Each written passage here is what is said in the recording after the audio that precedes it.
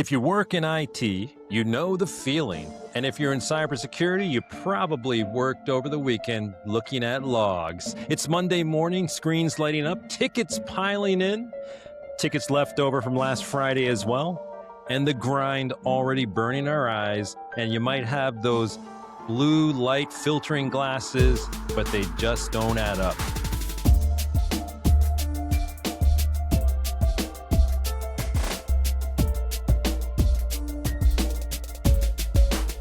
Welcome back to Division Zero. Here, my name is Alex. I'm here with my co-host, Jeff and Mohammed.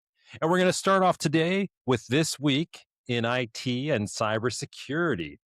This week in IT and cybersecurity, more tickets, more alerts, more systems holding on by a thread, and somehow everything is still running. It's still running, right? It's still running, fellas. I think so. As far as I know. We had a couple of things happen over the weekend, but we locked it down. Luckily, it wasn't anything too severe, right? Really? But let me ask you guys a question, though. So let me ask you something very important, all right? What if IT and cybersecurity just stopped for one day? And then we didn't go into work, we didn't do anything. All North America, let's just focus on North America only. But what if we decided not to go into work, don't do the security, don't check the systems, and no networks? Everything people rely on, just gone. I know you said in North America, but like this will be funny, right? Hear me out.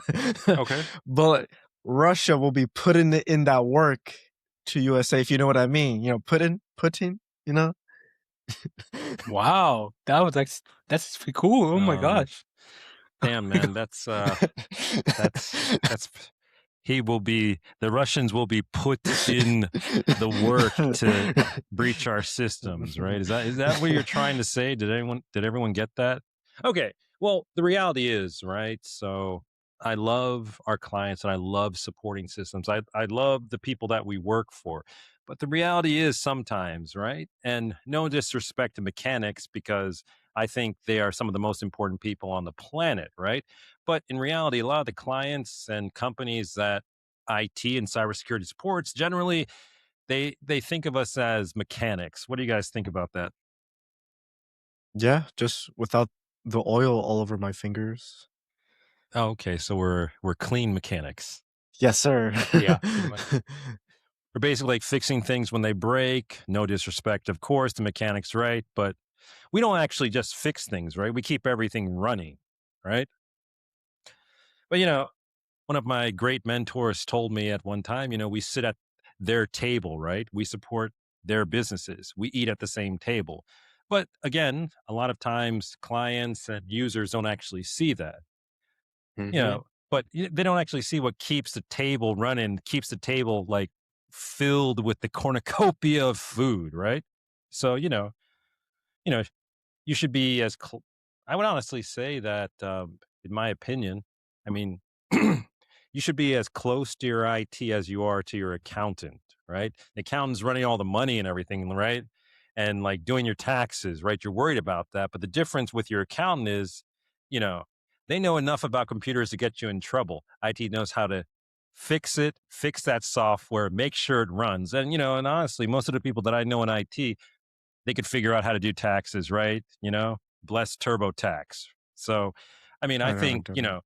we talked about this kind of off camera on the weekend a little bit, Mo, where we were talking about, the relationships between IT and, the clients or the companies they support. Can you elaborate a little bit on that? Well, I mean, I feel like in IT, right, people just think we're there to fix problems. When in reality, that is one aspect of our job. We're also there to make sure like things stay running. Um, we might not be in the business that makes money directly. Like we might not be doing like sales or business or like marketing or any of that sort, but without us, companies wouldn't be making any money, right? Because let's say, I don't know, a company's like website goes down and and they use that website to, I don't know, handle their transactions and sell their products and everything. I mean, if you didn't have IT, that website goes down, who else is gonna bring it up? That website is gonna stay down. What if that server goes down? I mean, no, you're not gonna have anybody that knows how to fix it, right? Mm-hmm. So you're just gonna lose money. You won't be able to operate at all. You know, you can make that same argument for like your network, your Wi-Fi. You know, the programs and applications that everybody uses on their computers, right? We might not be experts in all of them, but if somebody ever has an issue, we end up just figuring it out and fixing it. Yeah, So that's true. yeah. So I mean, I guess the point to be made is, you know, people might not think we're that important, but in reality, we are very, very important to the business. Yeah, they just think of us as like money grabbers. We think they're losing money with us. I'm But like, yeah, all yeah. right, all right, Yeah, go there's a ahead, lot of leave. people that think, yeah. I'm like, leave, all right, leave. Well, the reality is, again, though, we do eat at their table, right? So it's a fine Yeah. line, right? But I mean, I understand the feeling, right, that Jeff goes through every day to feel invisible and unappreciated. Isn't that so, Jeff? You feel invisible and unappreciated. And as long as they leave me alone, I'm fine. Well, so here's another thing with like IT, right? A lot of times with IT, especially seasoned veterans or people that think they're much better at it than they actually are, they don't actually want to even talk to the clients. They'd rather work on the background or the back end. And we could talk for hours about like, people like that always saying, I'm working in the background, right? But, Back end. again, yeah, the back end, the background. But a lot of times it's, we go unnoticed until something does break, right? And the reality is, establishing great relationships with the clients that you support would help the system work so much better. But a lot of things kind of come into that, right? I mean, perhaps clients and companies, they want to buy computers, they want to buy systems, they want it to work, they want to pay for it one time and then keep Yeah. going, right? And then, Microsoft and everyone, all the different big corporations also set up subscription base for licenses. It throws another wrench into it that makes the clients also think that IT is even more of like, a money whirlpool because like I got to pay for this fucking license and this thing is broken. I thought it was going to work forever. And then it stops working basically, right? Mm, But, that's where we are with it, right? But, yeah. today, though, we're going to like kind of go off this a little bit, though. Today, we're pulling back the curtain and we're going to talk a little bit about the hidden cyber war happening every day. Dun, dun, dun! Let me get dramatic really quick. The invisible war. Right now, your network is being attacked. Not one attack, thousands. Bots scanning, brute force attempts, phishing emails, machines attacking machines. And guess what? IT's right in the middle. The reality of cybersecurity isn't hacking, it's watching logs. Jeff, man, tell us about logs, man, and how exciting it is to just watch logs and run more logs and check logs, dashboards full of alerts, false positives, 99% freaking noise. But it's that 1% that can f everything up, though. How much do you like looking at logs, Jeff? Tell us about what it's like in the life of a SOC analyst, man. I don't really look at logs because I never had the chance to look at logs. Unless it's like there's like Whoa. a fuck you mean, whoa. We don't really look at You don't logs look every at day. logs, man? What are you talking No, about? dude. We constantly look at logs. We look at Yeah. Blue Myra's a log alert. What do you think they do in a SOC, man? They Oh, look at Blue Myra. They also I look forgot at about that. I the forgot we use Blue Myra. 365 logs, right? Audit logs, login attempts. Those are all logs, man. So cybersecurity isn't hacking. It's watching logs, dashboards full of alerts, false positives everywhere, 99% noise, but it's that 1%, right? So it's what we always say in our presentations, right? We have to be right 100% of the time, and the attacker only has to be right once, right, to get in, right? So, I mean, tell us about the reality of what 101? cybersecurity That is. doesn't add up. Say what? Wouldn't it be like 90, 99 and the attacker won? Well, so we if we Because that don't adds up want to 100. if we don't want them in, right, we have to be 100%, right? But if we Yeah. make one mistake, Yeah, then, I guess so. I guess right? so. Alright. What he said makes sense, dude. Right, man. Makes Like sense. I gotta look at my presentation next time. Some like, like prick in the audience is gonna be like, wait a second. So if it's 99 and one Yo, wait, and can I Wayland join? Yutani. Can I join those presentations? Wait, I want to wait, be that. I'm like, hold up, I'm gonna raise my hand. I'm like, yo, that doesn't make sense. The math ain't mathing. So basically, it's it like does this math though. though. It does math. It does math because if you don't want anybody to hack you, you have to always be right. Yeah, you gotta be. Versus somebody who's trying to hack. I mean, if I'm trying to hack you, Jeff, I only have to be right one time with your password. One time, that's it. I got all your passwords too, Jeff. Password What the 123 at heck? 1, password 124 at 1. I mean, Oh, so Jeff. Jeff, yeah, but tell us a little bit about logs and everything. Uh, they make our life easier, I guess. When we get any calls, tickets, or alerts that indicate some sort of threat, like, for example, possible travel or some sort of like forwarding rule going on in client's 365 tenant, or some sort of like, password spraying going on onto their user's Sonic wall. Um, it makes life easier because you're able to look at logs, especially if you use a SIM, right? It's all in one centralized location where you can see the alerts. It tells you like the information, like all the information you need to know what's going on with that log alert. And right, so You like logs? You like looking at logs? nah. When you ask me to do like, look at Blue Mirror alerts and clear it up, I'm like, I hate this. I have to go through so many of them. Well, so that's the reality of, working in a SOC or cybersecurity.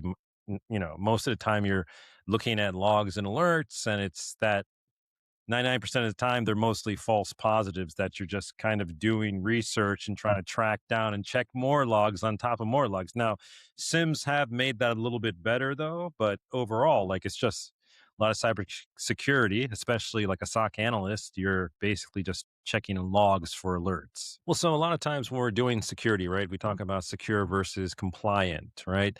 So compliant is like literally, I mean, there's tons of frameworks that say, okay, if you do this, this, and this, then you're compliant. And so, a lot of times, and these are from like big organizations like NIST or CIS that says, okay, this is what it takes to be compliant. Now, compliant versus secure is very, very different, right? You're just kind of checking boxes. Okay, we got MFA enabled. Okay, we have like some sort of like, geo blocking, or users are supposed to be using a VPN. You're checking those boxes, right? But the reality with security, and I don't know if you guys agree with me though, security or being actually secure is like evolving every day, right? So it's not just checking the boxes where you're done, it's constantly maintaining and checking again. And then, of course, when people are like joining an organization or whatnot, there are many changes involved with that too, and people make mistakes, right? So security is always a constant battle every day. You might be compliant, but you're not necessarily secure. What do you think about that? Yeah, I think so. Because I mean, like just a few years ago, it used to only be like username and password. That's all you had. And then we had MFA, right? And then MFA was only through phone number and email. Then we started getting authentication apps for the added security of MFA. And now we're moving towards like pass keys and passwordless environments. So I guess it is, making sure you're most up to date on what the best practices are in terms of security. Yeah, and another thing as well is like, with you know, people will always find loopholes with those compliance to, you know, in terms for the sake of convenience, right? So, people are like, "Oh, this is too much." So they'll hire the best people to can like find loopholes within the compliance to see like what kind of things they could, you know, they're basically just going to accept the risk, right? In some Yeah. aspects of that, Okay. right? That's a really So, good point. Yeah. yeah. Yeah. No, a lot of times, like, yeah, they Yeah. accept the risk though. And a lot of times people will go through the whole entire process of being compliant. And then, like you said, Jeff, they'll change something like turn off security defaults, things like that, accept the risk. And then, it's on at that time, right? So, I mean, but again, with cybersecurity, especially on the cybersecurity side of the war that we actually fight every day, is it's literally just trying to see how fast we can catch an issue that comes in, right? Because some things are generated by the users. Some things are even generated by IT because they're so overwhelmed and they're so busy that they might have actually set something up wrong. And then cybersecurity's job is to react and catch those things as they fall off the table. Hence, like terrible schedules, tons of logs that we're always watching. I mean, has it gotten better? Has it gotten worse? I mean, I guess the technology's there, but I mean, eventually, I guess what they say AI is going to be the thing reading all the logs and everything, catching all that. I don't really believe that necessarily, right? Because so many of these things are still like client facing, right? Unless you get rid of the clients, right? Then you can have AI basically saying, "I'm going to turn this off," right, to the other AI. But if you're dealing with clients, you're going to need humans to react to maybe the alerts that AI finds, and then the IT or cybersecurity's got to reach out and actually talk to the human, right? So are we going anywhere? Yeah. I don't actually Ye think so.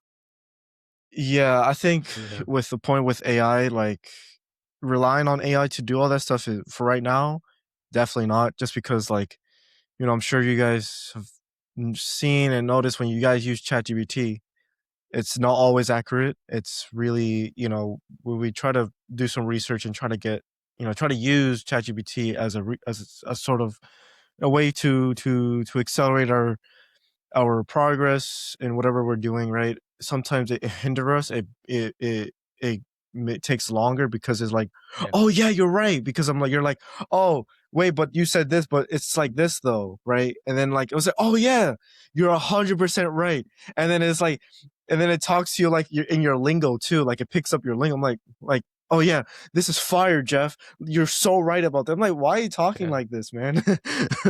Yeah. Yeah.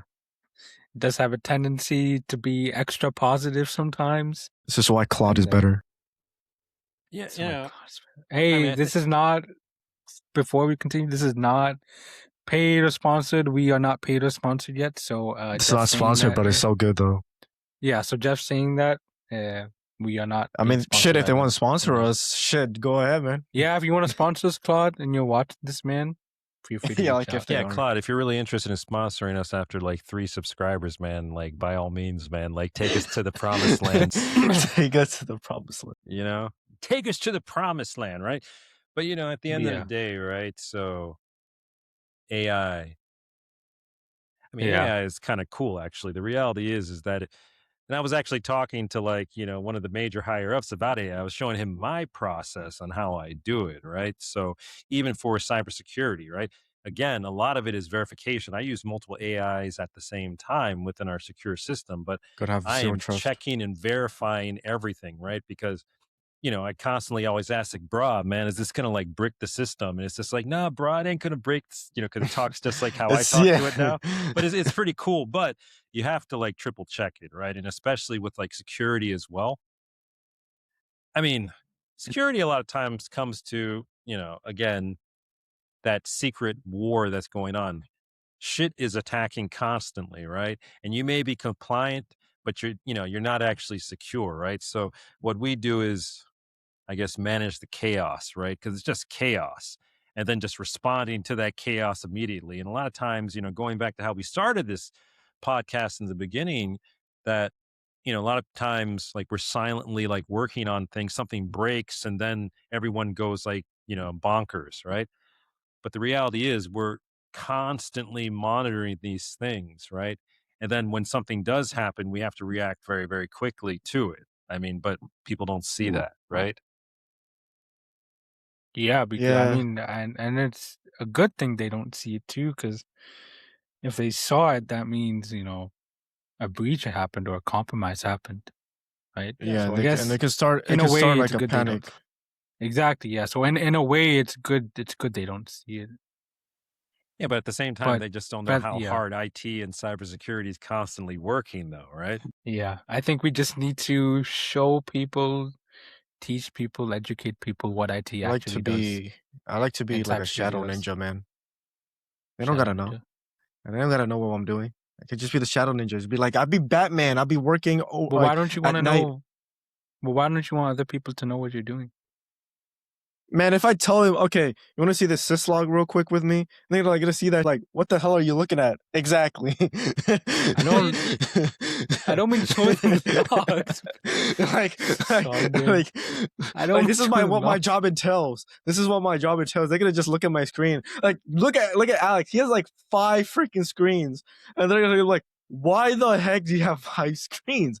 Well, And actually, he's like, people it's That shows internally you're ask doing me something why I have important. 5 screens too, though. But I got a system, man.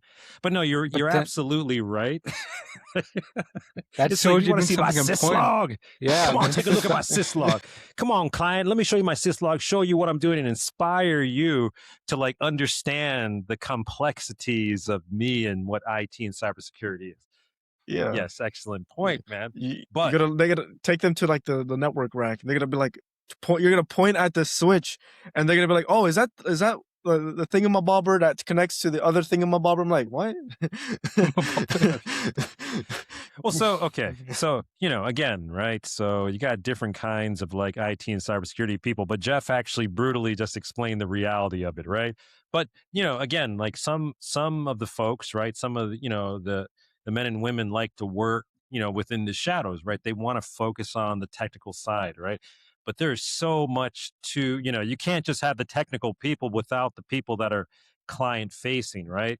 You know, the True. the True. the biggest pain in the ass about like being part of any type of like management system, or let's say like an organization, like if you're a CISO, right?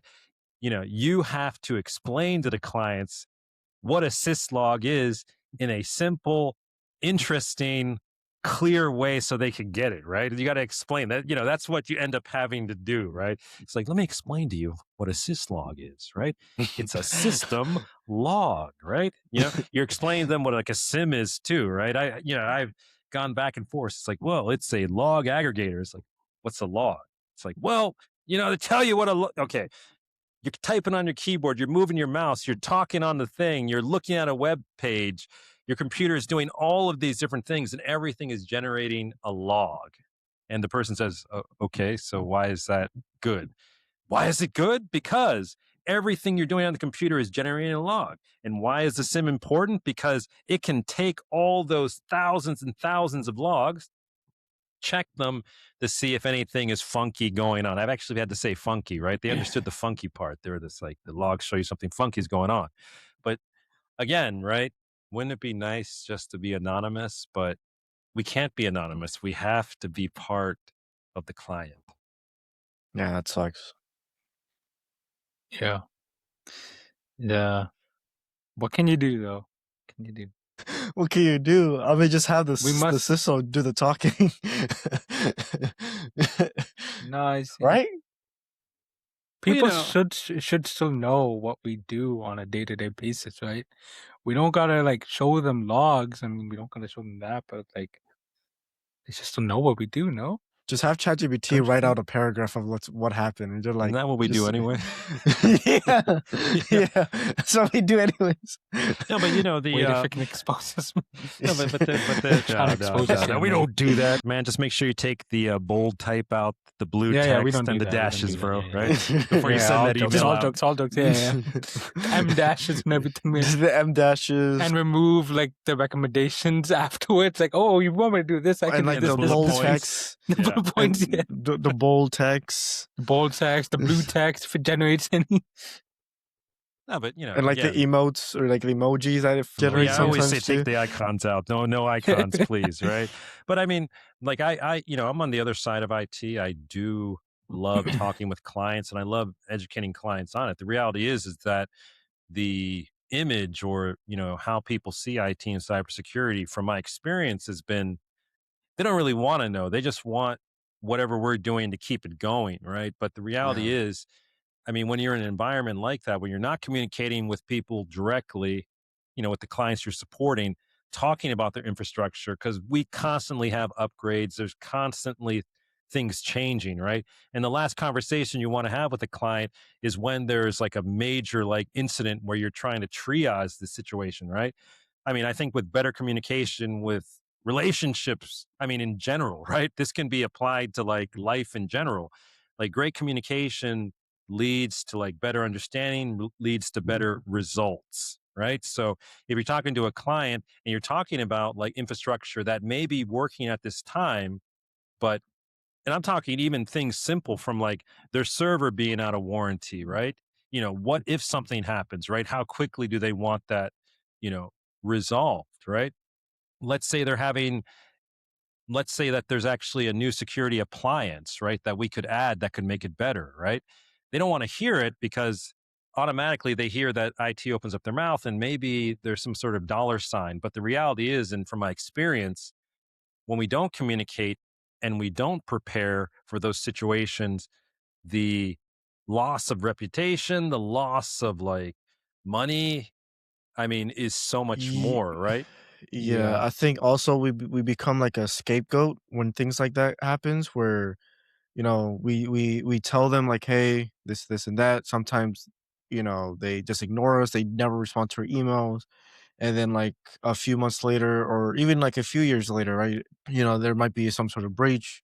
They might have lost millions of dollars for they might be losing a lot of money for the next few days because, we suggested this thing that could have prevented this or made things better, but because they didn't want to cheap out or just, not their communication is not that great, it can cause loss of revenue. And then they'd be like, but why didn't you guys do this? Blah, blah, blah, blah, blah. But then you're like, pull up the receipts. Here you go. So at the end, but at the end of the day, and I always say that at the end of the day, at the end of the hour, at the end of the minute, it's all about great communication with people. And if you can explain to them, I mean, the reality is, right? So you never want to be in a situation with IT where someone's going back and forth and saying, I told you so, right? That's a hard situation to be in, right? So I mean, I've always kind of maybe because I come from like the ISP world where internet service provider where we have to deal with like in a call center with 50 calls like sitting in the queue, just like call after call after call. I mean, it's worse than like a credit card company. And you're just having to talk to people. You're having to be kind of their personal psychologist, psychiatrist sometimes, where you have to hear them out. You have to explain it to them very, very clearly. And you also have to have a good follow up with them just to let them know, status reports on where it's at.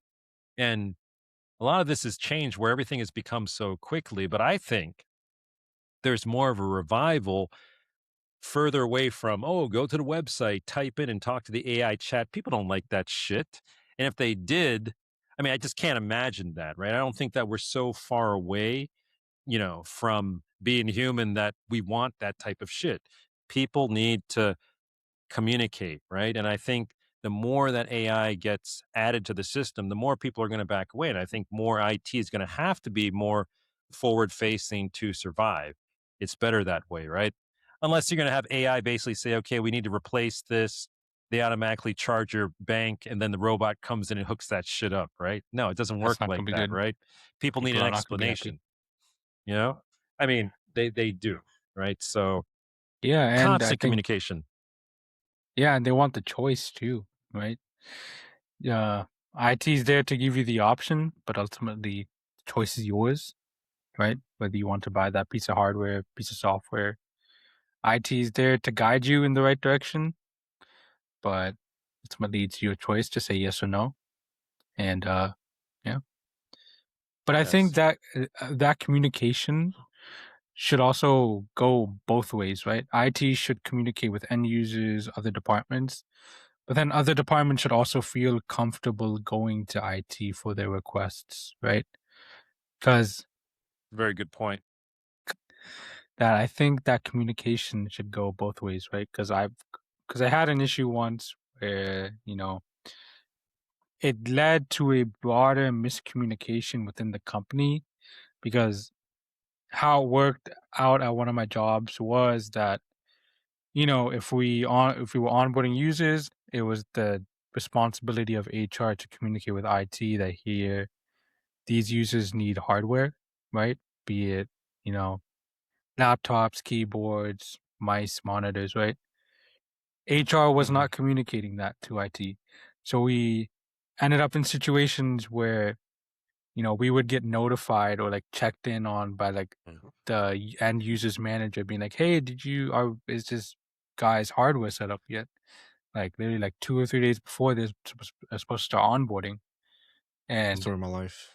we'd be sitting there like, nobody told us about this. Like either the department that was responsible to make that communication should have told us, or their manager themselves should have told us. So I think it should be, and in an ideal scenario, I think IT should be communicating with the rest of the company, and the rest of the company should be communicating ahead of time with IT as well, just to make sure there's no miscommunication, there's no gaps in communication, right? Just to make sure everybody's on the same page. Yeah, no, I agree with that, right? Communication is really, really important. So, it's not necessarily, generally the IT skill, it's the communication with internal and external clients, really, right? So, with closing, right? Because I think Jeff is in the process of moving out of his place and people are viewing his old place right now, which is really, really off the wall, right? Like live at this time, right? But I want to leave you all with this, right? So, cybersecurity, right? The reality is very, very different. And to my brothers and sisters in IT and cybersecurity, most people around the world will never know what you do and stop every day, but we do. So we'll keep on keeping on from Zero Division. Stay sharp and hold the line. Vision Zero. Peace out.